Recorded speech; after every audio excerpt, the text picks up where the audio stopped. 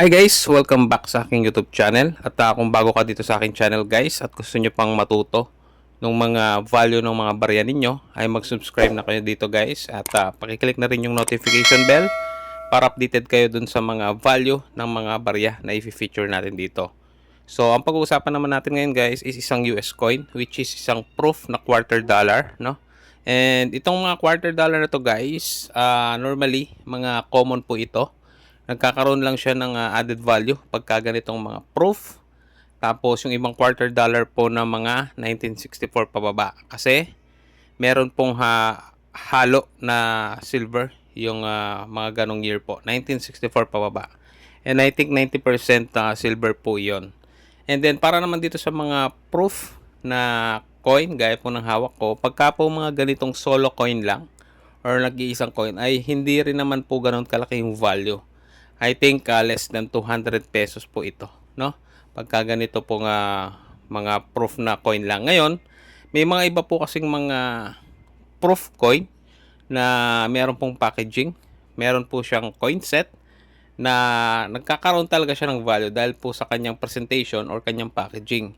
Ito po yung mga example na papakita ko sa inyo ng mga proof coin set, no? Quarter dollar, tapos yung iba naman may mga ibang denomination pa po nakasama. So, pagka ganito po, doon po siya talaga nagkakaroon ng additional value. Siyempre, parang for collection purposes na po. Ngayon, kung meron po kayong mga hawak na ganito at circulated lang, dahil nga naman po hindi napapalitan dito sa atin yan, ay wala po talagang added value.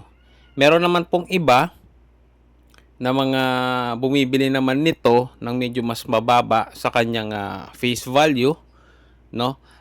Pero ang gusto po nila is maramihan. Kung halimbawa pong meron po kayo nitong 100 pieces and yung iba po bumibili po ng mga ganon. Pero kung paisa-isa lang po ay medyo mahihirapan po kayo or wala po talaga halos bibili or magpapalit nitong mga ganitong coin. So nagkakaroon lang siya ng added value, yun nga, pagka mga proof coin, lalo na kung nasa coin set po siya, no?